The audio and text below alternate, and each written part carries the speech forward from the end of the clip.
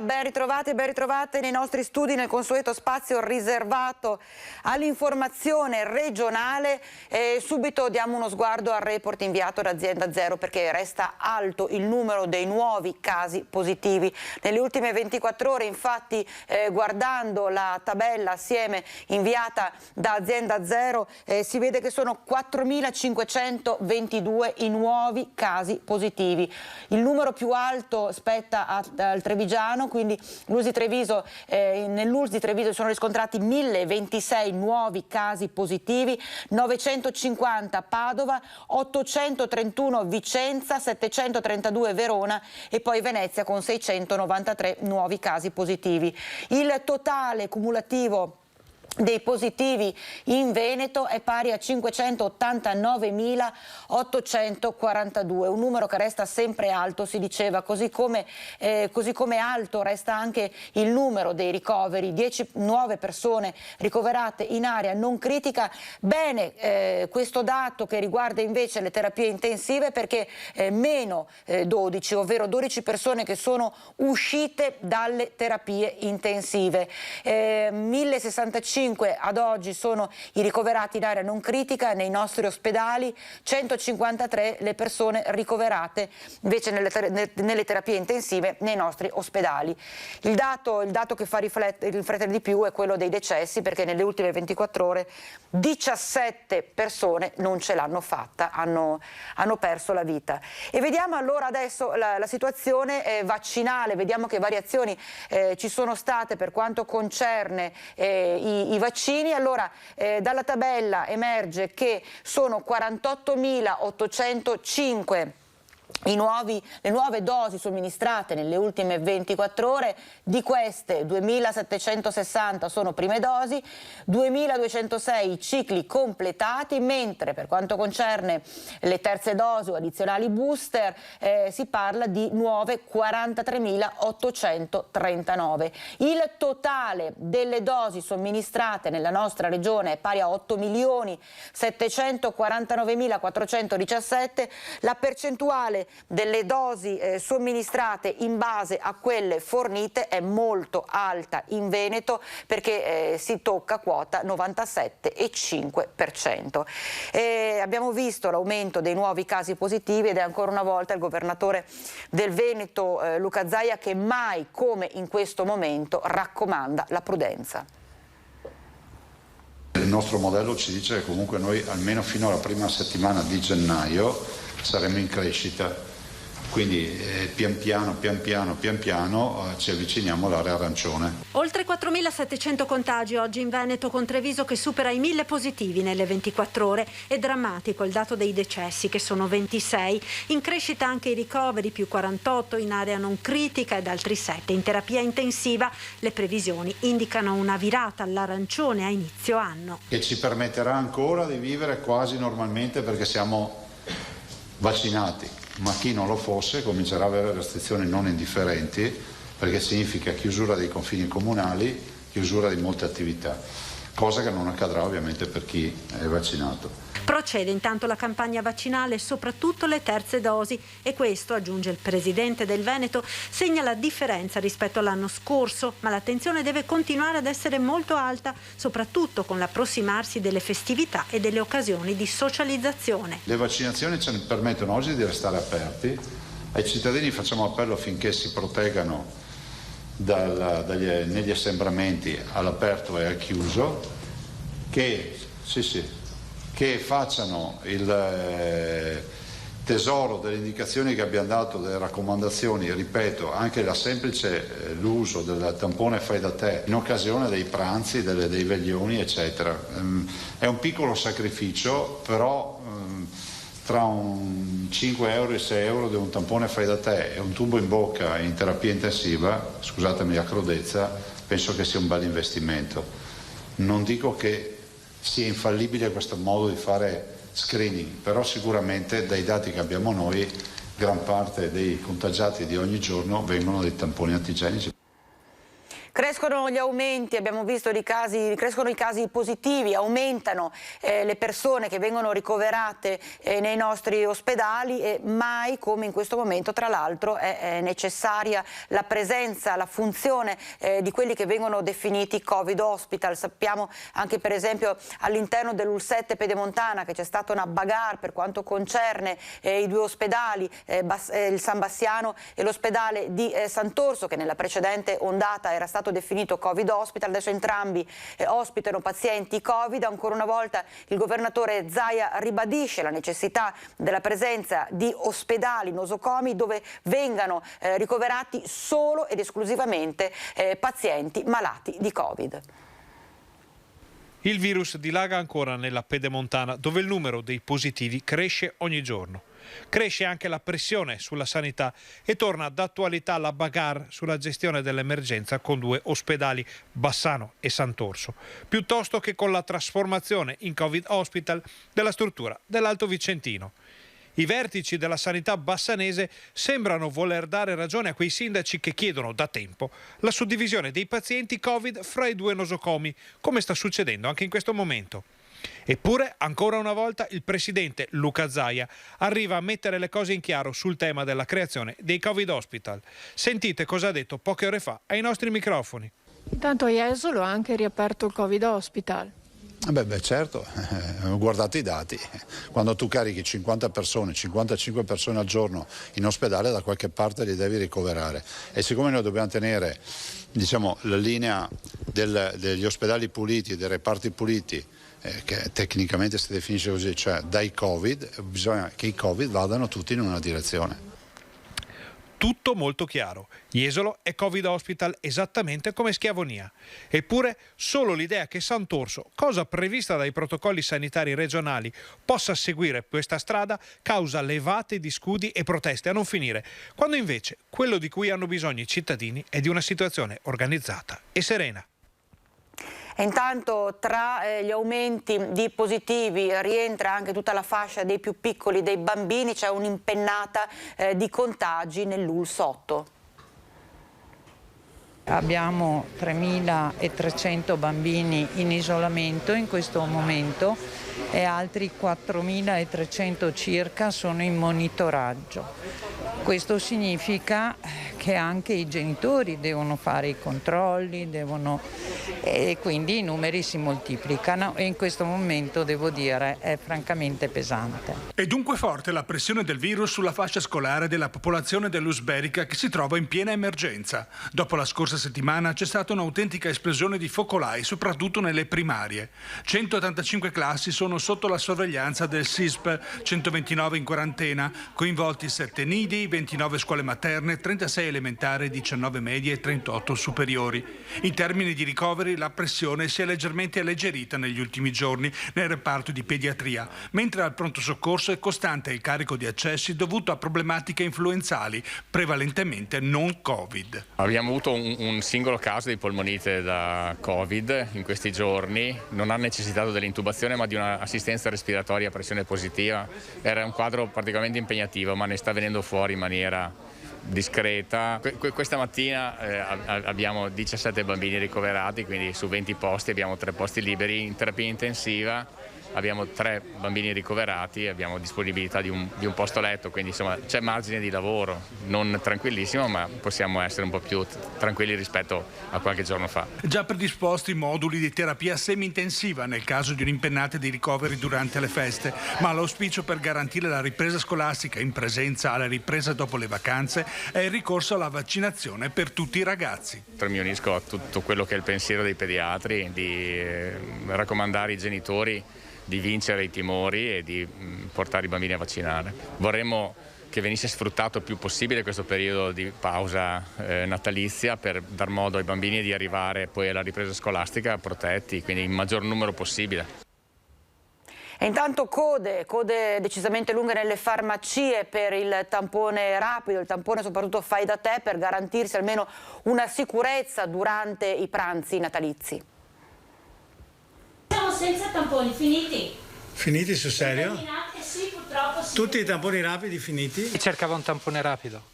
Sì, io vorrei essere tranquillo perché ho tanti nipotini Ci troviamo a cena e vogliamo vederci, e siccome allora volevo procurargli un po' per la famiglia, hai capito? Avete fatto richiesta? Sì, abbiamo fatto richiesta, però i grossisti sono sprovvisti, quindi stiamo aspettando. In tante farmacie nella Marca si cercano i tamponi rapidi, in molte sono esauriti ed introvabili, ad altri è andata meglio dopo 4 giorni di ricerche. Sì, oggi sono arrivati e quindi siamo felici. Quanti sono? 100. Questa è la situazione in 2 farmacie di Conegliano. Il rischio di restare a secco con i tamponi rapidi per i giorni a ridosso del Capodanno è concreto. A Treviso la farmacia Fiera confermano la situazione che tutte le farmacie trevigiane stanno vivendo. La corsa ad acquistare un test rapido anti-Covid fai da te da fare sotto Natale per potersi sedere a tavola con i parenti o andare in vacanza in tutta sicurezza sta diventando difficile. Quanti se ne vendono al giorno di questi? Centinaia. Facciamo fatica ad accontentare tutte le richieste. La domanda è talmente cresciuta che l'approvvigionamento dai grossisti è quotidiano. Nella Marca si stima ne vengano venduti oltre 12.000 al giorno. Essenzialmente vengono con l'obiettivo di potersi incontrare a Natale in sicurezza con i parenti, gli amici. Quanto sono attendibili come percentuale secondo lei? Per la mia esperienza sono attendibili perché spesso alcune persone che hanno fatto la prova con il test a casa, poi andando presso la dogana e facendo il test molecolare hanno riscontrato la positività e quindi il responso è valido, insomma. Attendibili ed economici ad acquistarli vaccinati e non in ugual misura. Parallelamente in crescita anche la domanda dei rapidi antigenici, quelli validi per il Green Pass. Sul fronte delle prenotazioni è praticamente già tutto esaurito fino alla fine di gennaio. Altissima anche per quelli, soprattutto in questi giorni che ci portano a Natale, è aumentata in modo esponenziale. Fai da te acquistate anche in blocco per brindare cene aziendali e matrimoni. C'è chi ha fatto scorte anche solo per sé. Questo qui scade a maggio del 2023. Speriamo che per quella data sia finita la pandemia. Noi ci separiamo per pochi minuti, ci troviamo subito dopo il break.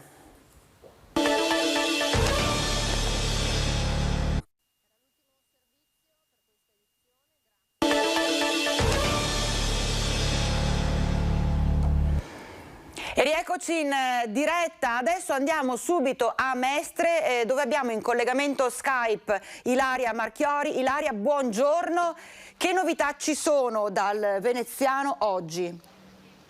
Buongiorno a te Vanessa, buongiorno ai nostri telespettatori. Abbiamo 2 importanti novità che riguardano l'approvazione di 2 emendamenti decisamente incisivi per quanto riguarda la città di Venezia. Uno infatti è sul trasporto pubblico, l'altro invece riguarda il vetro di Murano, di cui soprattutto negli ultimi mesi si è parlato non poco. Una crisi che va avanti da tempo, ma poi c'è stata anche la mazzata del caro bollette. Parlavamo di 2 emendamenti, uno è stato chiesto e scritto dall'assessore comunale Michele Zuin, l'assessore al bilancio, insieme al sindaco Brugnaro, che ha appunto chiesto alla pubblica amministrazione di fare qualcosa per quanto riguarda il trasporto pubblico veneziano. L'altro invece è arrivato su proposta dell'assessore al commercio Costalonga per quanto riguardava appunto l'emergenza del vetro di Murano.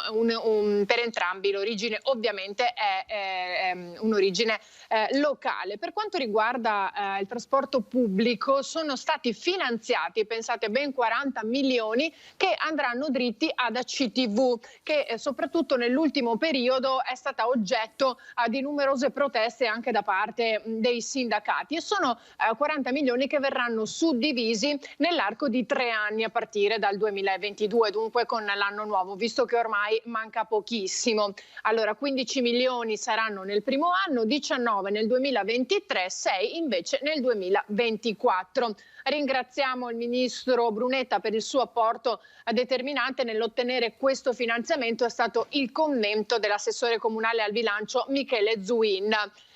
Il prossimo 28 dicembre sembra ormai abbastanza scontata la commissione alla Camera con la fiducia per quanto riguarda la legge. Per quanto invece concerne il vetro di Murano, l'assessore Costalonga ringrazia i parlamentari della Lega che hanno firmato l'emendamento che, anche questo ovviamente nel 2022, permetterà di far arrivare 5 milioni di euro per quanto riguarda il settore della ceramica artistica e del vetro. Dunque anche questa è una notizia davvero importantissima. Dopo 2 anni di critiche all'amministrazione comunale abbiamo trovato finalmente i soldi, è stato il commento dell'assessore Zuin, che serviranno a mantenere l'equilibrio economico anche nella navigazione, l'erogazione dei servizi acquei per assicurare il diritto alla mobilità dei cittadini. La pandemia, con la mancanza della bigliettazione turistica, ha messo ancora più a dura prova la copertura finanziaria, come ben sappiamo, delle ore moto e dei chilometri. Prima del Covid, anche se la Regione finanziava 360.000 euro 360.000 ore moto contro le 540.000 effettuate realmente, la differenza veniva pagata dal settore turistico che prima con l'acqua alta e poi con il Covid ha subito una mazzata non indifferente.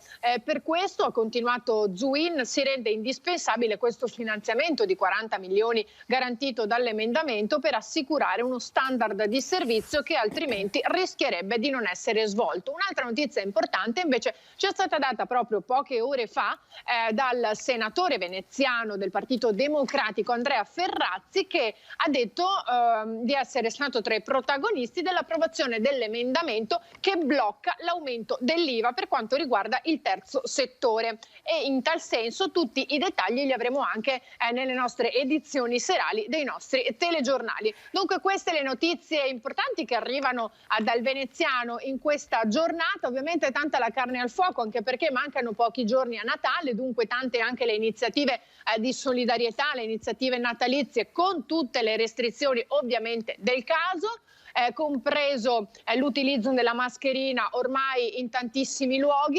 E quindi, se non ci sono altre domande, io restituisco la linea. Ilaria, ne approfitto Ilaria, perché tu hai parlato di trasporto pubblico. In realtà anche nel veneziano continuano in maniera serratissima i controlli proprio sui mezzi di trasporto pubblico dei Green Pass. Allora guardiamo assieme il servizio che avete realizzato in redazione a Venezia e poi commentiamo. I ristoratori sono persone che sono responsabili e non mettono a rischio l'attività economica per un Green Pass. Sono i clienti che spesso e volentieri non sgarrano, insomma non sono attenti. Bar e ristoranti sono due fronti caldi, ma non gli unici. I controlli del Green Pass o dell'uso della mascherina nel veneziano procedono ormai al ritmo di migliaia al giorno e, oltre ai locali pubblici, coinvolgono autobus e vaporetti. A cambiare dalla prima alla seconda settimana di verifica sono le sanzioni a chi è sprovvisto di certificato verde, aumentate da 25 a 58 nel trasporto pubblico e da 10 a 37 nei locali. Stiamo imparando ad andarli a fare, cioè diventiamo ogni giorno più bravi a farli. Ecco. Cercate quelli senza tampone? Sì, andiamo a colpo sicuro, diciamo. Tramite segnalazioni? Ma anche segnalazioni, sì, ma non solo. Quasi 400 invece le sanzioni per le mascherine, che con l'arrivo della zona gialla sono diventate obbligatorie anche all'aperto. La maggior parte della popolazione, degli esercenti, sono bravi, sono attenti e scrupolosi.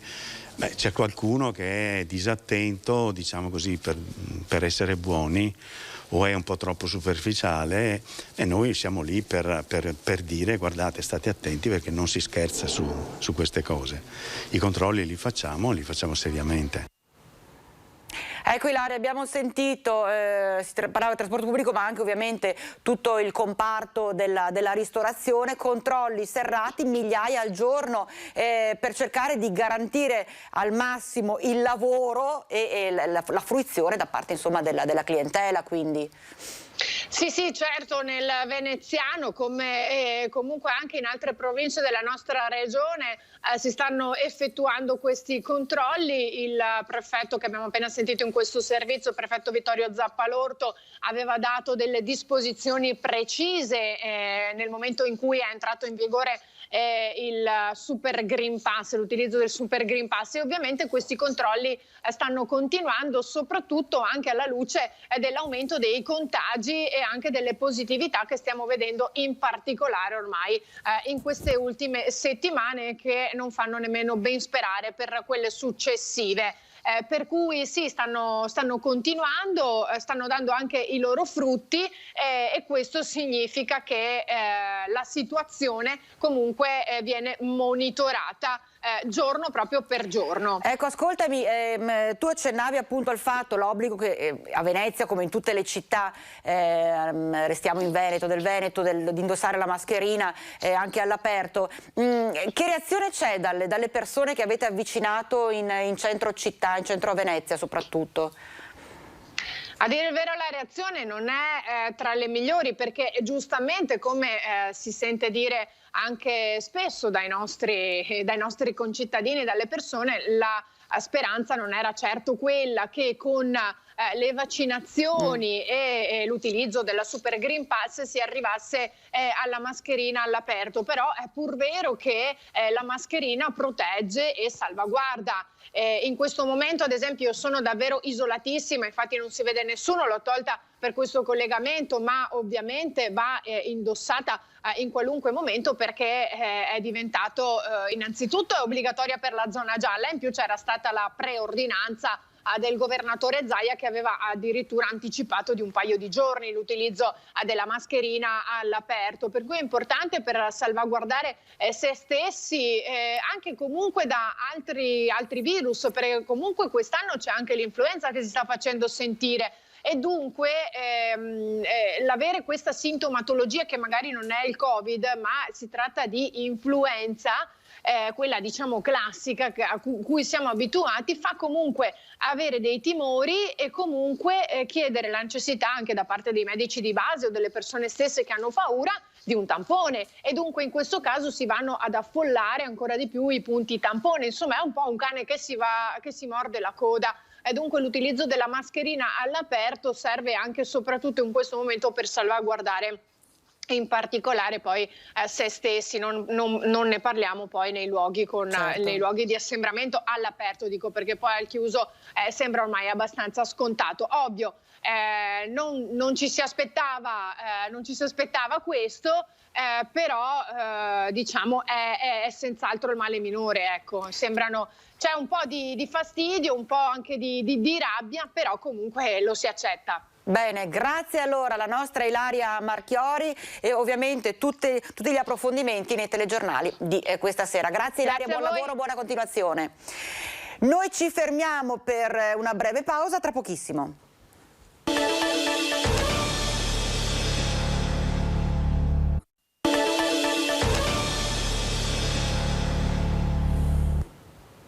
E siamo nuovamente in diretta. Adesso andiamo a Treviso, abbiamo in collegamento Skype Sharon Di Carlo. Sharon, buongiorno, benvenuta. Insomma, si è parlato della situazione del comparto dell'artigianato, si è parlato un po' anche del commercio, di come sta rilanciando, insomma, attività economiche in primo piano. Si è fatto il punto di quanto è accaduto in questo anno non certo semplice. Cosa è emerso, Sharon? Buongiorno Vanessa, buongiorno a tutti i telespettatori. Siamo andati appunto a trovare il presidente Coldiretti Treviso, Giorgio Polegato. Abbiamo fatto un po' un bilancio di questo 2021, un inizio complicato, sicuramente molto difficile, ma con un'ultima parte conclusa in crescendo. Ci sono settori che stanno ancora soffrendo molto questa crisi, come per esempio il settore del latte, a causa dell'aumento del costo delle materie prime e quindi del cibo, degli alimenti per gli animali. C'è stata veramente una crescita esponenziale di questi costi ed è un settore sotto monitoraggio della Coldiretti. Invece ci sono settori che stanno vivendo un momento molto positivo, per esempio come il settore vitinicolo, in particolare il trevigiano con il Prosecco, sono appunto settori che stanno vivendo un momento molto positivo e di crescita. E abbiamo parlato anche di futuro con il presidente Giorgio Polegato, di progetti futuri e progetti per rendere quindi le aziende sempre più smart, sempre più social, perché il futuro è quello della digitalizzazione, soprattutto in un settore tradizionale come può essere appunto quello dell'agricoltura. Quindi importante sapersi raccontare, importante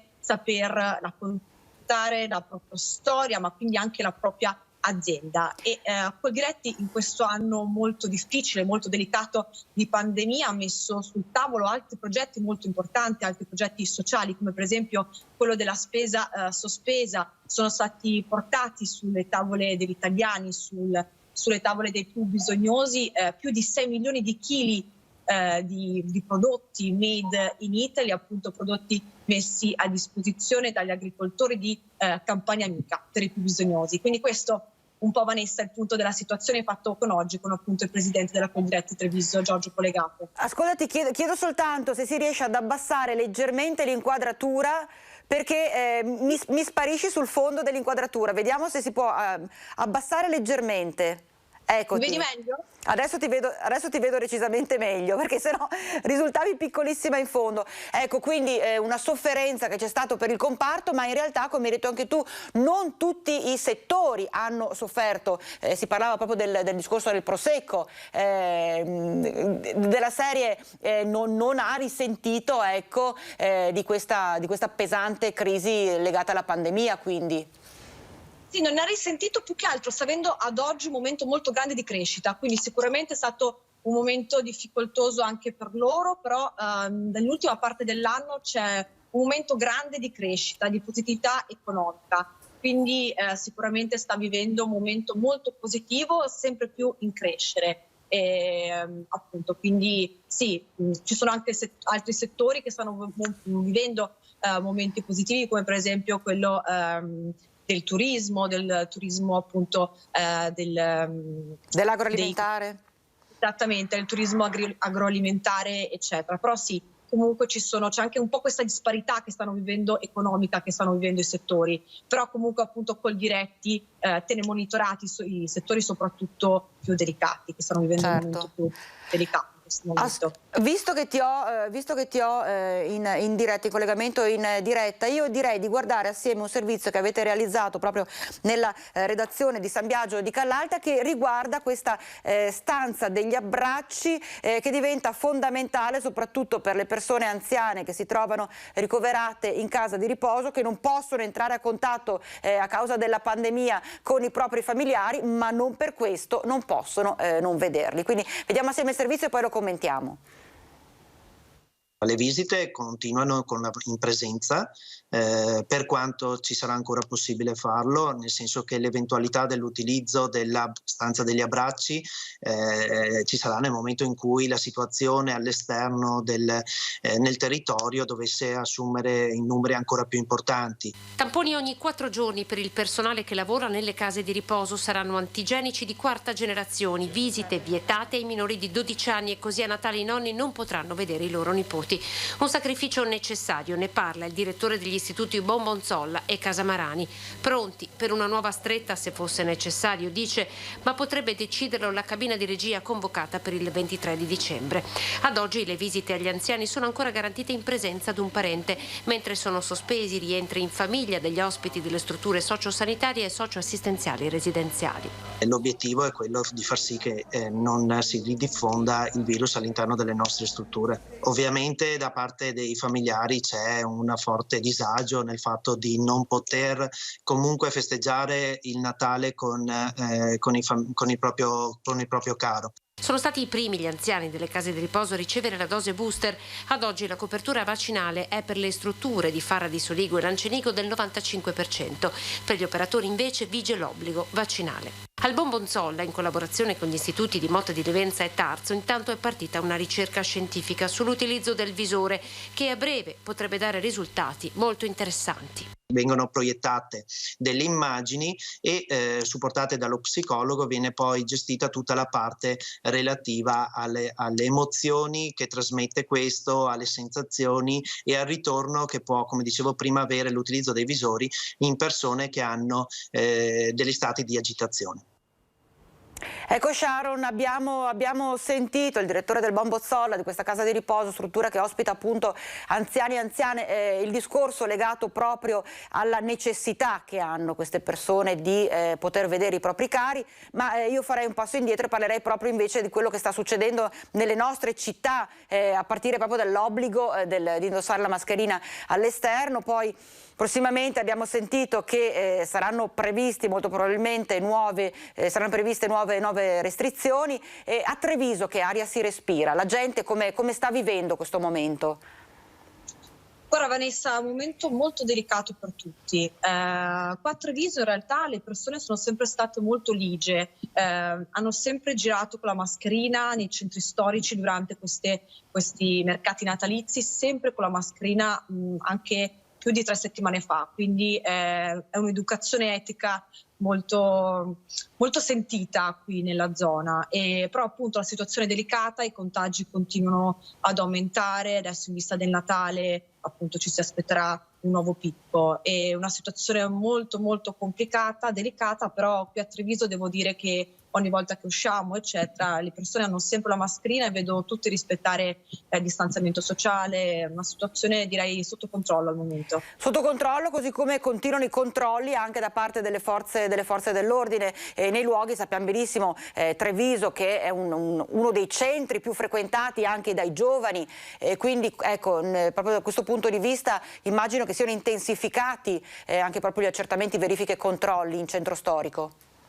Sì, assolutamente, sono raddoppiati nell'ultimo periodo appunto rispetto al periodo precedente, però sì, ripeto, c'è poca gente che sgarra e i controlli sono intensificati, però è tutto, ripeto, molto sotto controllo, abbiamo parlato anche poche settimane fa, insomma sì, è tutto sotto controllo al momento. Bene. Non c'è da...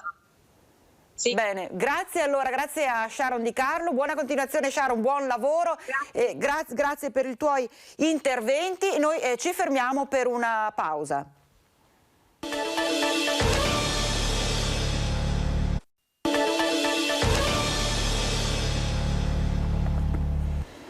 E rieccoci in diretta, sono quasi 400 gli operatori scolastici non vaccinati a rischio sospensione. Questo sta succedendo nel Padovano.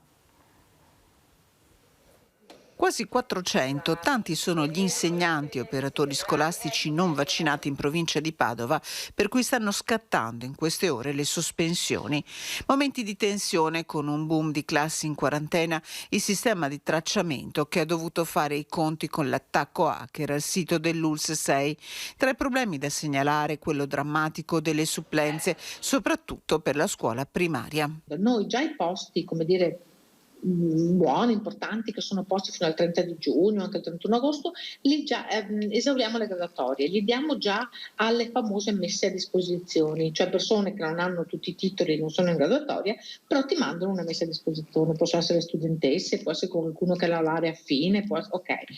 Ma noi già a settembre abbiamo fatto questo. Giornate intense per gli uffici del provveditorato agli studi, con sospensioni che riguardano tutti gli istituti della provincia. Le graduatorie provinciali sono già esaurite, così come buona parte di quelle d'istituto e anche le cosiddette messe a disposizione. Un'emergenza che deve fare i conti con la quarantena di bambini, ragazzi e adolescenti, ma anche degli insegnanti. Noi siamo in una carenza di supplenze, facciamo tante supplenze interne, però insomma, poi le persone anche si stancano, perché basta che succeda un paio di quarantene in una classe, mancano 4-5 docenti. Adesso siamo in collegamento, vediamo se riusciamo a collegarci con Erinda Chitezza, che si trova all'interno del San Bassiano, l'ospedale di Bassano del Grappa, ed è in compagnia del primario della terapia intensiva, il dottor Marco Baiocchi. Erinda, ci sono 10 persone in terapia intensiva tra i 2 ospedali di Bassano, tra l'altro, e Sant'Orso, di conseguenza è un'emergenza che continua anche nel nostro territorio. Buongiorno Vanessa, hai detto benissimo, infatti i contagi sono in aumento e c'è paura per le terapie intensive se riusciranno a reggere, e ne parliamo direttamente con il primario qui al San Bastiano delle terapie intensive, dottor Baiocchi. Quali sono i numeri delle terapie intensive ad oggi, sia al Sant'Orso e al San Bastiano? Sì, diciamo che ormai le terapie intensive sono abbastanza piene di pazienti positivi al Covid e, come abbiamo sempre detto, ormai raggiungiamo percentuali intorno al 90% di pazienti che non sono stati vaccinati. Il piano, diciamo, tiene ancora, abbiamo a livello regionale circa 160 pazienti, un po' più un po' meno, ricoverati in terapia intensiva per appunto poter godere delle terapie massime dal punto di vista tecnologico e di invasività. Al San Bastiano ne abbiamo 6 che sono tutti intubati e così anche al Sant'Orso. Non dimentichiamo che però la terapia intensiva ha anche delle funzioni per tutte le altre tipologie di pazienti e quindi siamo decisamente in una situazione che è impegnativa, come spesso accade d'inverno e in più quest'anno anche con questa ondata. Certo, e infatti con questi numeri e con la paura che ci possa essere una pressione sempre più alta nelle terapie intensive, secondo lei è giusto avere 2 Covid hospital per gestire la situazione pandemica in questo momento? Ma in questo momento diciamo è stata data priorità alle funzioni dei singoli ospedali in modo che tutti potessero garantire l'attività per i propri concittadini. È chiaro che dovessero aumentare i numeri bisognerà pensare a una soluzione diversa perché diciamo, bisogna anche pensare che questi ospedali non sono nati per contenere e mantenere pazienti Covid, per cui bisogna andare a fare anche delle strutturazioni o revisioni, diciamo, organizzative e di isolamento che sono più facili nel momento in cui fai una scelta totalmente Covid o mista. Ecco, infatti, perché anche proprio oggi il governatore Luca Zaia diceva che è giusto riaprire i Covid hospital e pertanto il Sant'Orso è sempre stato l'ospedale Covid hospital. Secondo lei è giusto anche un po', magari sarebbe giusto alleggerire la pressione al San Bastiano e quindi magari spostare i pazienti al Sant'Orso come è sempre stato? Diciamo, non ho sentito l'intervista oggi del Presidente. È chiaro che, come dico, questo rispetto alle altre ondate è un momento difficile perché ci sono tutto un insieme di pazienti che al di là del riconoscimento dell'autodeterminazione di ciascuno hanno scelto di farsi vaccinare, di proteggersi, di proteggere il proprio vicinato e di poter avere anche loro le cure che hanno necessarie. E questi noi dobbiamo rispettarli, per cui diciamo qualsiasi organizzazione che possa prevedere uno ospedale Covid deve tener conto che bisogna cercare di curare questi pazienti il più possibile e quindi io non entro in merito se quale debba esserci un ospedale Covid, dobbiamo cercare di non spezzettare le forze. E quindi siamo nel pieno della quarta ondata, cosa cambia rispetto alle altre? Ma è cambiato proprio questo, le prime ondate c'era il lockdown e quindi c'era un decisamente minor accesso di pazienti di altre tipologie. Oggigiorno noi abbiamo fatto, grazie a tutto l'impegno di tutti, al mandato del Presidente, una grande attività da settembre ad adesso per riprendere tutto quello che erano le liste di attesa. È chiaro che si è accumulato un lavoro che stavamo già ripartendo bene, riprendendo anche le liste, facendo sempre più pazienti, adesso dobbiamo rifermarci e quindi questo è una difficoltà perché, come dico, bisogna garantire, metterci la faccia e non rimandare pazienti che oggigiorno si ritagliano il tempo, i momenti per farsi operare di cose decisamente importanti. E quanto spaventa la variante Omicron per le terapie intensive? Ma io devo dire che la variante Omicron non è che abbia tante differenze dal punto di vista di patologia, cioè di segni clinici che dà. È indubbiamente molto più rapidamente diffusiva, colpisce probabilmente quel settore Novax che ha fatto, non è certamente l'età anziana, ci sono i bambini che stanno portando un contagio dappertutto, però non è che come tipologia ci spaventa molto, ecco. È uguale alle altre da un punto di vista clinico. clinico. Certo. E quanto è importante anche la terza dose di vaccino per evitare appunto che i numeri crescano sempre di più?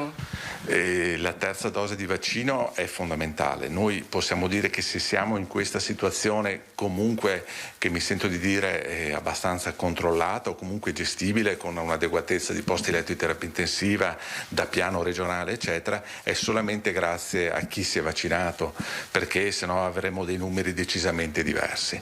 Quindi le dosi di vaccino devono essere fatte e chiaramente capisco anche la difficoltà delle persone, ma anche nostra, di andare giorno per giorno a comprendere quanto debba essere il tempo d'attesa tra una dose e l'altra, perché è tutto un po' un divenire anche della scienza, però è fondamentale passare alla terza dose e rispettare tutti quelli che sono poi le altre indicazioni. Certo, e quindi anche in vista delle feste, appunto, del Natale, una raccomandazione che lei vorrebbe fare a tutti i cittadini, alle famiglie? Ma io, come ho detto prima tra le righe, l'autodeterminazione è importante, nel senso che ognuno deve fare le proprie scelte, essere libero di fare le scelte, ma queste devono avvenire anche nel rispetto degli altri. Quindi associato a questo ci deve essere un concetto di autoresponsabilità, di responsabilità per i vicini e quindi chiaramente ricordare che poche cose probabilmente sono veramente fondamentali: la mascherina, la distanza e evitare gli assembramenti, e quindi queste sono le basi per poter fare un sereno Natale. Vanessa, qui abbiamo fatto appunto un riassunto della situazione, non so se magari anche tu avevi piacere di fare delle domande? Allora, no, più che altro se si può chiedere al dottor Baiocchi il paziente tipo che si trova al momento in terapia intensiva, al di là del fatto che abbiamo sentito il 90% non sia vaccinato, capire se si tratta soprattutto di persone anziane.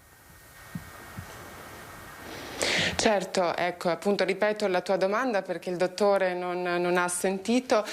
E la collega in studio infatti diceva qual è il paziente tipo che accede alla terapia intensiva, che va al di là magari della persona anziana. Ma guardate, sicuramente l'età media è un po' diminuita, sono tutti pazienti non vaccinati. È chiaro che la variante Omicron non è, diciamo, diversa da un punto di vista clinico, cioè colpisce sempre i pazienti, diciamo, più fragili nei termini di obesità, di diabete, di ipertensione, di qualche problematica in più di un soggetto normale. Però è chiaro che colpisce tutti, questi li colpisce particolarmente per la sintomatologia. Ecco, perfetto. Bene. Quindi diciamo che la maggior parte appunto sono non vaccinati. Non vaccinati, rientra quindi nel 90% come ha dichiarato poco fa anche il dottor Baiocchi. Erinda, grazie per il tuo intervento, per il vostro intervento, ringrazio anche il dottor Marco Baiocchi, primario della terapia intensiva al San Bastiano. Poi se ci saranno aggiornamenti richiedici la linea. Una buona giornata e una buona continuazione, buon lavoro. Assolutamente. Grazie Vanessa, altrettanto. Bene, noi continuiamo e ci occupiamo invece, perché abbiamo sentito la maggior parte delle persone non vaccinate si trova ricoverato nella terapia intensiva o nell'area non critica, insomma fanno parte del gruppo di pazienti nei nostri ospedali e intanto però continuano le varie manifestazioni Novax. A Padova è proprio l'assessore alla sicurezza Diego Bonavina che lancia un appello a chi di solito organizza queste manifestazioni per dire no ai vaccini, no ai Green Pass e chiede almeno una tregua in questo periodo di festività natalizie. Quasi 400, tanti sono gli insegnanti e operatori scolastici non vaccinati in provincia di Padova, per cui stanno scattando in queste ore le sospensioni. Momenti di tensione con un boom di classi in quarantena, il sistema di tracciamento che ha dovuto fare i conti con l'attacco hacker al sito dell'ULSS 6. Tra i problemi da segnalare quello drammatico delle supplenze, soprattutto per la scuola primaria. Noi già i posti, come dire, buoni, importanti, che sono posti fino al 30 di giugno, anche il 31 agosto, li già esauriamo le graduatorie, li diamo già alle famose messe a disposizione, cioè persone che non hanno tutti i titoli, non sono in graduatoria, però ti mandano una messa a disposizione, possono essere studentesse, può essere qualcuno che ha la laurea affine, ok. Ma noi già a settembre abbiamo fatto questo. Giornate intense per gli uffici del provveditorato agli studi, con sospensioni che riguardano tutti gli istituti della provincia.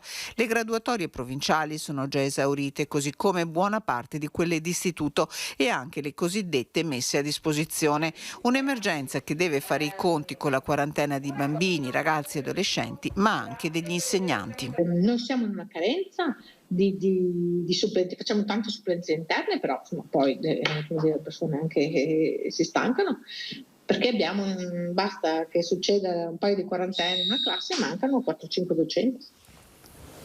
Ecco, adesso vediamo allora il servizio in cui l'assessore alla sicurezza di Padova, Diego Bonavina, invita gli organizzatori delle manifestazioni No Green Pass a fermarsi almeno nel periodo delle festività natalizie. Il sabato prima di Natale erano in meno di 100, tanto che a stento riempivano la piazza davanti alla questura di Padova, ma nemmeno davanti all'evidenza dei numeri sempre più scarsi il movimento veneto No Green Pass si rassegna a prendersi una pausa dalle manifestazioni del sabato, tanto che pure per il giorno di Natale, che cade proprio di sabato, il portavoce del movimento ha detto di voler ritrovarsi per manifestare. Poi bisognerà vedere se ci saranno i numeri sui canali social utilizzati dai No Pass per le convocazioni e sit-in. Per il momento non ci sono comunicazioni ufficiali, ma intanto l'assessore alla sicurezza del comune di Padova, Diego Bonavina, lancia un messaggio chiaro: basta manifestazioni almeno il giorno di Natale. Dico basta perché mi metto una mano sul cuore, provo ad avere un po' di coscienza e spero che ce l'abbiano tutti, perché Natale è un giorno in cui si vuole stare in famiglia, si vuole vivere tranquilli, ed è giusto che anche tutte le forze dell'ordine, che sono 2 anni che si stanno moltiplicando come sforzi per aiutare noi a vivere meglio, a cercare di uscire da questa situazione, io credo che sia giusto anche per loro vivere un Natale in serenità, un Natale in famiglia, e non essere costretti a fare un altro percorso di attenzione nei confronti dei manifestanti. Diamoci un turno di riposo, stiamo un po' in tranquillità, stiamo tranquilli e concediamo a tutti di stare tranquilli in famiglia, che sarebbe veramente una cosa giusta. E in tempi di obbligo di presentazione del Green Pass succede anche che qualcuno presenti il Green Pass di un'altra persona. È successo a Cittadella e nei guai è finita una barista. Clienti senza Green Pass all'interno di un circolo privato culturale di Cittadella. Il blitz dei carabinieri è venuto domenica notte insieme all'Ispettorato del Lavoro e al NAS. All'interno della struttura, che ospita un circolo ricreativo sportivo, sono state controllate 144 persone, delle quali 8 erano totalmente sprovviste di Green Pass, mentre per altre 14 sono in corso ulteriori approfondimenti. Una barista invece, nel tentativo di eludere la verifica del Green Pass, ha esibito il certificato e il documento di un'altra persona che al momento non era presente all'interno del circolo. La dipendente è stata così segnalata per false attestazioni sulla propria identità, falsità materiale e sostituzione di persona. E siamo alla cronaca adesso con un colpo organizzato da un comando che ha preso di mira il gruppo CSME di Cessalto.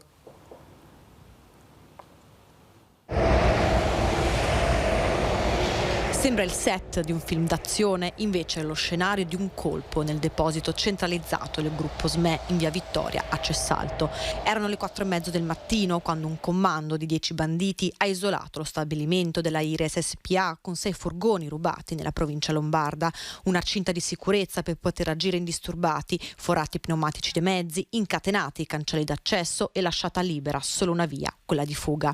Un varco creato dai malviventi manomettendo parte del guardrail, posizionando lungo il fossato 2 rampe per consentire il passaggio dei veicoli e la fuga in A4. Si sono introdotti tramite quella recinzione all'interno dello stabilimento, hanno prelevato quello che dovevano prelevare, dopodiché hanno divelto il guardrail e con 2 rampe si sono immessi nell'autostrada in direzione Trieste. Un blitz durato circa 10 minuti. I ladri hanno tentato l'ingresso al magazzino forzando la porta blindata principale. Falliti diversi tentativi, sono riusciti ad aprire la saracinesca esterna di uno dei depositi, forse ai loro occhi il meno interessante. Al posto di smartphone e dispositivi high-tech, i malviventi si sono trovati davanti a scatoloni di caricabatterie e auricolari per un bottino di alcune migliaia di euro. Ma scattato l'allarme e caricata la merce, i ladri si sono immediatamente messi in fuga verso Trieste. La pattuglia di Cessalto in servizio notturno è intervenuta nell'arco di una manciata di minuti sul posto e forse anche per quello si sono dovuti dileguare immediatamente i ladri. C'è una pausa, ci troviamo tra pochissimo.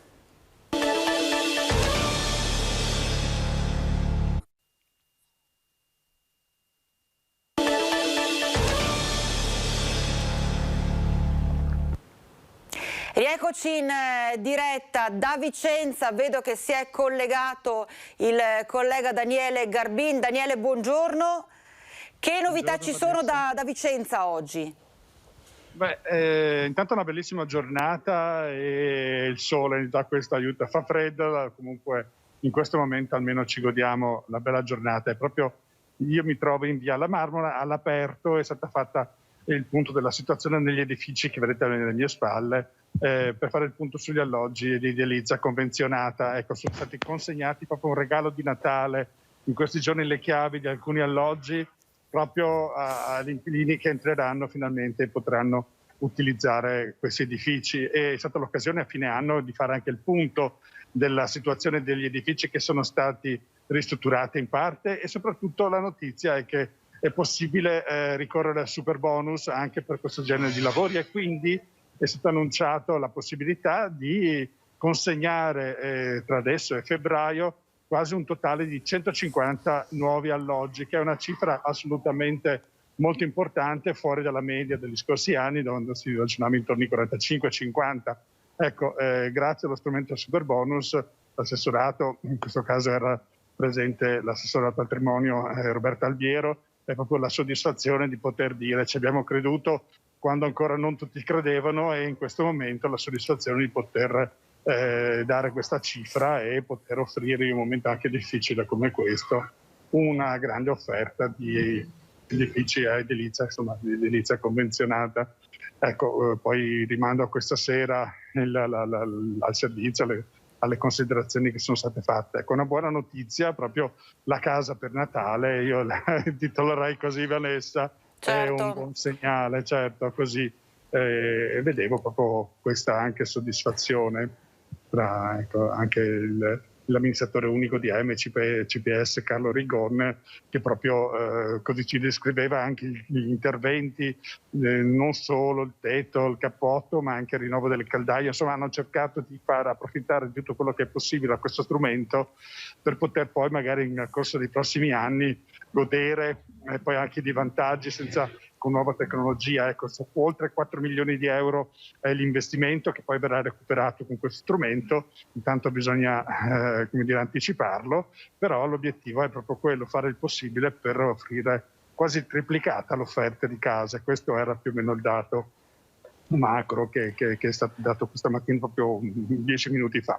Daniele, io ne approfitto perché tra l'altro l'ULS 8 Berica di Vicenza è quella che ha un numero più alto di nuovi contagi positivi, Covid positivi, quindi la situazione che sta preoccupando e non poco. Abbiamo sentito tra l'altro l'intervista anche con la direttrice generale che puntava il dito sul fatto che sono tantissimi bambini più piccoli che risultano positivi, quindi il discorso delle scuole chiuse e quant'altro. Che aria tira oggi?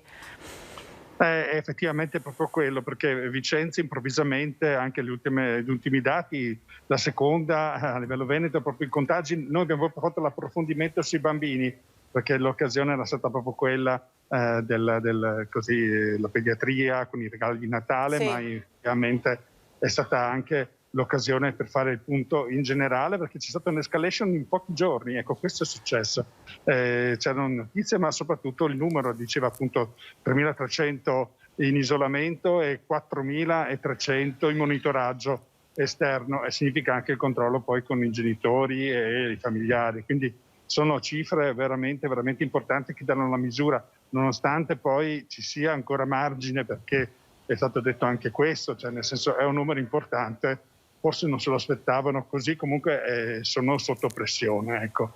Tant'è che l'appello era anche la vaccinazione, proprio per riuscire a approfittare delle vacanze di Natale, per riuscire a far sì che non ci siano contatti e postecipare il problema anche se sappiamo già che ci saranno ulteriori restringimenti, come ha annunciato Luca Zaia e il governo Draghi, insomma, no? Che perlomeno fino a Natale sarà così, poi ci dobbiamo aspettare dei restringimenti. Sì. Ecco, però nell'ipotesi è proprio quella che, approfittando delle vacanze di Natale, fare il più possibile la vaccinazione ai bambini. È in questo momento davvero l'unico strumento per pensare di continuare la didattica in presenza, cosa che anche il sindaco Rucco ci teneva, abbiamo anche sentito nei giorni scorsi, ne ha fatto una questione anche personale di riuscire a garantire la presenza a scuola, però con questi numeri effettivamente è diventato più difficile, per cui anche la circolare del Ministero con un solo contagiato, poi era stata stoppata da Draghi e ritornava la precedente, invece abbiamo visto che sono ritornati a riadottare, a mettere in quarantena la classe anche con un solo contagiato. Effettivamente deriva proprio da quello che dicevi tu, Vanessa, proprio la situazione nel giro di poco tempo che si è aggravata. Si è aggravata. Ascolta, e invece la gente rispetta le regole, tiene la mascherina quando è in centro città? Guarda, in questo momento vedo grande rispetto, cioè onestamente proprio è il punto di vista proprio personale, mentre in questa zona città, ma prima ero anche in centro, io noto che c'è un grande rispetto e anche attenzione, non noto situazioni di così assembramenti, comunque c'è grande attenzione, lo è sempre stato, lo è anche adesso, quindi confermo che Vicenza quantomeno si sta comportando bene, ecco, rispetto alle regole. È un po', tra l'altro è un po' proprio una nota comune, perché ho sentito poco fa Ilaria Marchiori da Venezia, Sharon Di Carlo da Treviso, proprio entrambe hanno affermato che nel cuore delle città tutti stanno rispettando le regole, forse c'è anche una maggiore consapevolezza che diventa fondamentale, indispensabile, ecco, attenersi a queste, che tra l'altro sono piccole regole, perché indossare una mascherina e cercare di mantenere un minimo di distanza. Insomma, alla fine se questo poi ci permette di poter uscire, di poter fare una vita quasi normale, ben venga, e come? Assolutamente sì, guarda, abbiamo cominciato anche a registrare un po' le intenzioni per Natale e poi anche gli auguri, anche in funzione delle feste proprio delle persone, anche a Monteberico, e quindi anche intorno al presepio vediamo l'attenzione comunque istintiva a mantenere la distanza, a parte tra loro, ma anche proprio in funzione anche di voler godere queste feste che pensava fossero superate, insomma, rispetto all'anno scorso. È vero che c'è il vaccino, però le difficoltà ci sono ancora, e il desiderio così tra l'anticipo che va per la maggiore per tutti è proprio questa pandemia che sotto l'albero possa essere comunque ridimensionata, contenuta, proprio è il primo desiderio a Vicenza, lo dico così, poi rimando al servizio quando verrà poi trasmesso, che è l'auspicio che anche i vicentini chiedono alla Madonna sotto l'albero di Natale, proprio questo, cioè proprio all'ordine del giorno gli effetti di questa pandemia stanno limitando troppo, e quindi la domanda qual è il regalo, qual è l'auspicio, sì, certo. È proprio questo, è il segnale di quanto sia presente, lo sappiamo tutti noi che lo viviamo, ma al microfono è il primo pensiero che viene posto. Che hanno dato. Abbiamo cronaca da Vicenza oggi? In questo momento no, che risulti, almeno poi approfondiremo, no, niente di così particolare, per fortuna. Siamo in giro per raccogliere gli auguri, oggi c'era anche il vescovo, quindi poi stiamo preparando anche per i TG per le feste. Siamo in preparazione del Natale, ecco, per fortuna niente di così drammatico. Bene, allora io ringrazio Daniele Garbin, buon lavoro, buona continuazione, e tutte le informazioni questa sera 19:15 TG Vicenza. Grazie Daniele, noi proseguiamo con il nostro telegiornale invece e abbiamo una segnalazione che ci arriva da Bassano del Grappa, dove pare che alcune corse siano state addirittura sospese, corse degli autobus siano state addirittura sospese. Vediamo.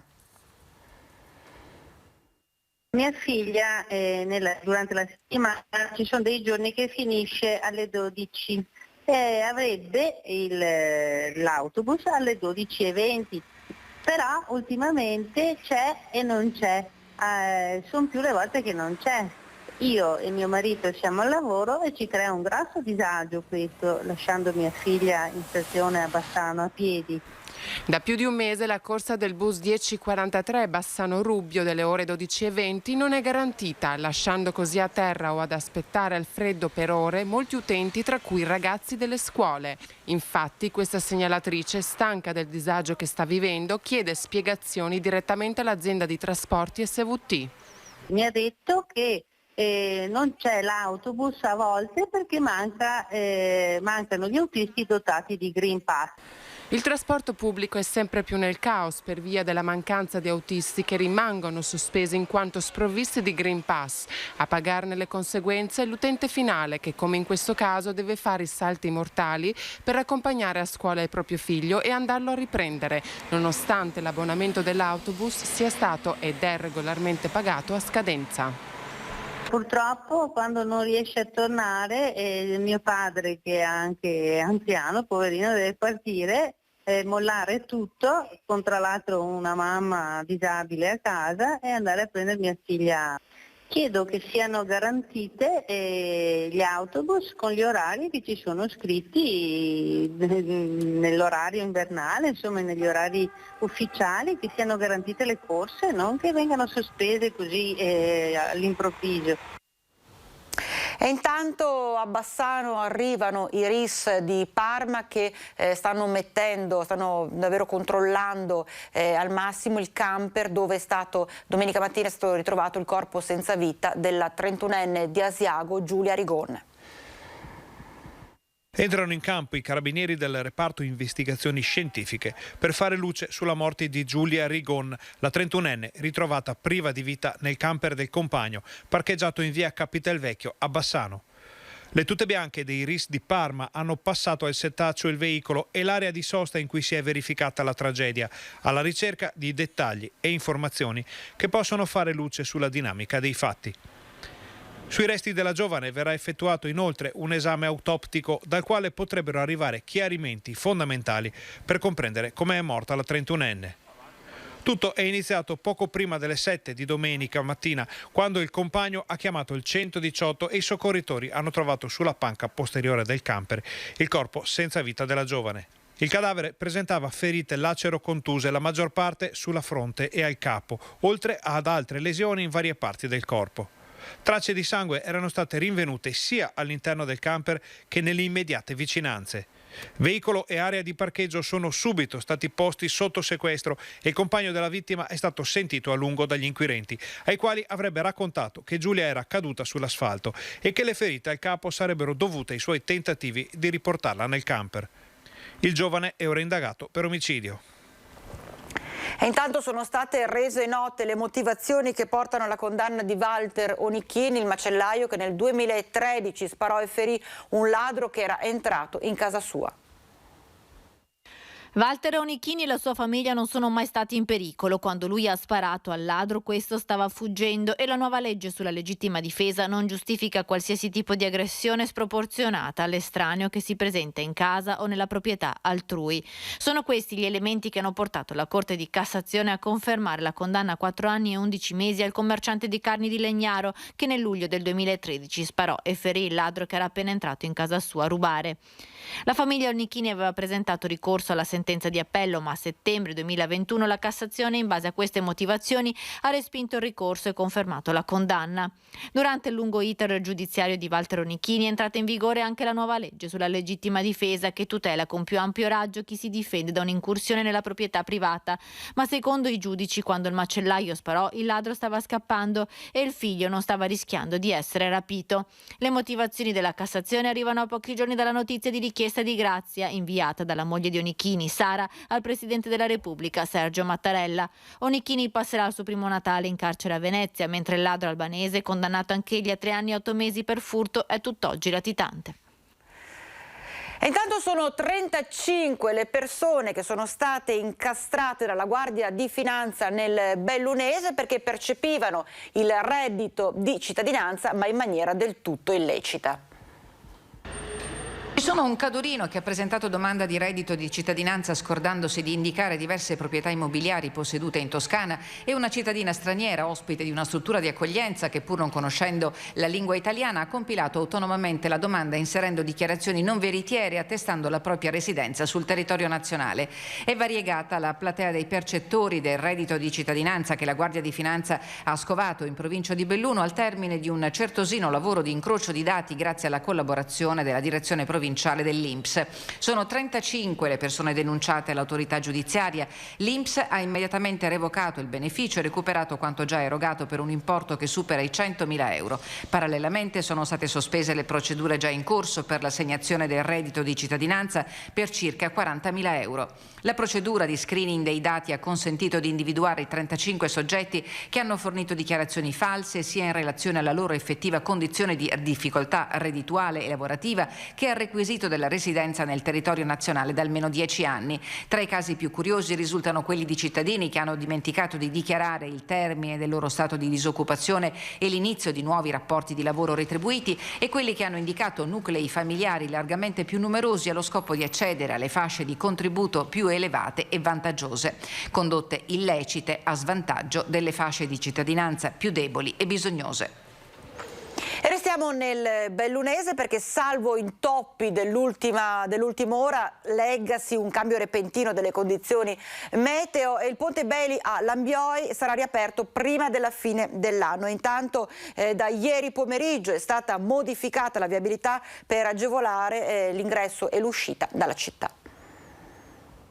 Completati gli interventi strutturali, resta solo da posare l'asfalto, poi entro il 31 dicembre il ponte Bailey potrà essere riaperto al traffico. La notizia è arrivata nel pomeriggio al termine di una riunione fra l'impresa e gli uffici tecnici comunali alla presenza dell'assessore ai lavori pubblici e del sindaco Massaro. Intanto da questo pomeriggio sono partite le modifiche alla viabilità per agevolare l'ingresso e l'uscita da Belluno. Si sono dilatati parecchio i tempi, non siamo contenti di questo, tutti noi facciamo fatica con la circolazione, però c'è la buona notizia, quantomeno che siamo riusciti a liberare una parte dell'area di cantiere di Via Alzaia, cioè quella strada che va verso il Ponte della Vittoria venendo dalla rotatoria appunto del Ponte Bailey, e questo ci consente di invertire il senso di marcia da 17 alle 19 del Ponte della Vittoria, così che appunto venendo da Lambioi si possa svoltare verso il Ponte della Vittoria e andare verso Limana. Una soluzione che dovrebbe scaricare buona parte del traffico che in questi giorni si prevede in forte aumento. Nel frattempo sul ponte sono stati posizionati dei gazebo per riscaldare il fondo stradale su cui dovrà essere gettato l'asfalto. La chiusura prolungata del ponte ha provocato diffuse polemiche che il sindaco prova a placare. Adesso ci lamentiamo perché il ponte è chiuso, se non avessimo fatto queste manutenzioni il ponte non sarebbe mai più stato riaperto, oppure peggio magari sarebbe venuto giù e allora saremmo stati ancora un po' più polemici. Adesso andiamo nel Padovano e facciamo un po' il punto della situazione dei Colli Euganei. 1971-2021. 50 anni fa fu la legge 1097 a dare avvio concreto al percorso di tutela dei Colli Euganei.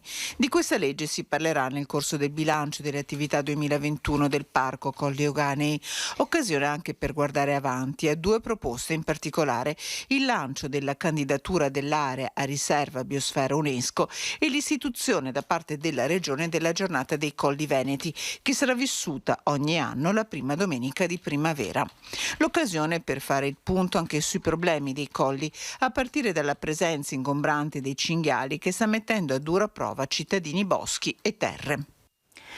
Andiamo all'Istituto Fusinieri di Vicenza, dove studenti e studentesse hanno incontrato la scrittrice Dacia Maraini per parlare di discriminazione femminile. Si è parlato di donne scomode e la nostra percezione è che ci sia molto ancora discriminazione che riguardi le donne, ma soprattutto dobbiamo ringraziare la scuola per questo intervento che ci ha fatto con la Dacia Maraini. Mi ha aiutato tantissimo a capire che c'è tanto da fare, soprattutto come adattarsi ai ragazzi a collegarsi con la letteratura invece che li può molto aiutare a comprendere molte cose per quanto riguarda per il nostro futuro. Letteratura del passato che aiuta a comprendere presente e futuro e a mettere in luce disagi, problematiche e discriminazioni, a discuterne con gli studenti dell'Istituto Fusinieri, la scrittrice Dacia Maraini. È stata molto comunicativa la signora Maraini e ci ha dato comunque una testimonianza molto importante anche per noi ragazzi. Oggi abbiamo parlato di un tema molto importante per lo sviluppo proprio formativo dei nostri ragazzi, ossia l'emancipazione femminile. Diciamo, siamo partiti da questo tema per cercare di sollecitarli ad una riflessione molto importante, spingerli cioè a tenere sempre sotto controllo l'importanza del rispetto, della solidarietà, dell'uguaglianza e della valorizzazione delle diversità. Riflessione che prende spunto dalla letteratura attraverso due donne, Isabella Morra e Maddalena Campiglia, poetesse italiane, protagoniste del Cinquecento, una lucana e una vicentina, che si sono opposte con vigore al conformismo e ad una società gretta che limitava la loro libertà di esprimersi e che hanno condiviso un destino di dolore e sofferenza perché controcorrente. E questa esperienza ci ha portato molto, più consapevolezza di non arrenderci davanti le difficoltà e comunque di cercare di essere a pari con gli uomini, quindi non tirarci indietro quando abbiamo appunto occasione di poterci aprire e sfruttare le nostre capacità. La Fondazione di Venezia entra a far parte del Teatro Stabile del Veneto e si punta tantissimo sui giovani. Il Teatro Stabile del Veneto ha un nuovo socio sostenitore, il presidente della Fondazione di Venezia, Michele Bugliesi. A Palazzo Balbi, con il governatore Zaia e il presidente del Teatro Stabile Gianpietro Beltotto, è stata firmata la convenzione con cui la Fondazione si impegna per 3 anni a sostenere parte dei costi della scuola, impegnandosi anche a elargire un contributo di 300.000 euro per il triennio 2022-2024. Un progetto che punta ai giovani. Questo nuovo percorso con la scuola e in generale con il progetto culturale che il teatro si impegna ad avviare con il nuovo corso è pienamente coerente con questo spirito, con la nostra missione a favore della formazione, dell'alta formazione, che sarà parte del progetto della scuola. La presenza della Fondazione di Venezia tra i soci è la ciliegina sulla torta per le imminenti celebrazioni dei 400 anni del Teatro Goldoni, ha ricordato il governatore Zaia, ma anche per tutto l'impegno che vede protagonista il Teatro Stabile del Veneto, un network che si sta ampliando sempre di più ed è destinato ad appropriarsi definitivamente di un ruolo di riferimento nazionale. E a proposito di spettacoli, è arrivata proprio pochissimo fa in redazione la notizia dal comune di Marostica, perché è stata firmata una nuova ordinanza che va ad annullare tutti gli eventi che sono stati programmati fino al prossimo 2 gennaio. Quindi tutto quello che era stato programmato almeno fino al 2 gennaio, poi si vedrà insomma come procederà il tutto, viene bloccato, viene annullato. E andiamo a Padova, dove è stata inaugurata la mostra dedicata a Paolo Rossi. Dal pallone di pelle marrone della sua infanzia a quello d'oro, simbolo della sua carriera stellare, c'è tutta la vita di Paolo Rossi raccontata attraverso foto, cimeli, interviste e maglie storiche nella mostra Paolo Rossi Ragazzo d'Oro, inaugurata al Centro Culturale San Gaetano di Padova. L'obiettivo è proprio quello di raccontare attraverso cimeli, trofei, ma anche tutta una serie di cose personali di Paolo, lui come calciatore ma anche soprattutto come uomo. La cosa che mi ha fatto più piacere è vedere il grande affetto, l'amore che le persone hanno sempre avuto per Paolo e che continuano ad avere. A distanza di 1 anno devo dire che questo amore sta crescendo e quindi ecco, questo fa piacere perché Paolo lo merita davvero. Federica Cappelletti, vedova di Rossi, torna in Veneto, la regione tanto cara a Pablito, l'eroe mondiale cresciuto nell'Ane Rossi Vicenza. Proprio in Veneto, nella sede del Consiglio Consiglio regionale nel febbraio del 2020 ci fu l'ultima uscita pubblica di Paolo Rossi, poi il lockdown, la malattia che ha vissuto nella riservatezza e la morte avvenuta il 9 dicembre del 2020. Da qui la volontà della regione di sostenere la mostra Ragazzo d'Oro, che da Padova poi verrà portata in giro per tutto il mondo. La mostra prima farà altre tappe in Italia e poi farà altre tappe internazionali a Parigi, a Londra, a Zurigo, a New York, a Sydney, quindi insomma diventerà una mostra internazionale. Stiamo parlando di un eroe nazionale, una persona meravigliosa che ha vestito varie maglie ma che non è mai stato divisivo. Tra i cimeli anche lo storico report della partita più famosa di Paolo Rossi, quella contro il Brasile nel 1982. È proprio l'arbitro del match, Abraham Klein, a raccontarla. Paolo Rossi, è stata la miglior partita nella storia di Paolo Rossi. È davvero tutto, vi ricordo gli appuntamenti con l'informazione serale 18:50 TG Bassano, 19:15 TG Vicenza. Grazie per averci seguito, una buona giornata, arrivederci.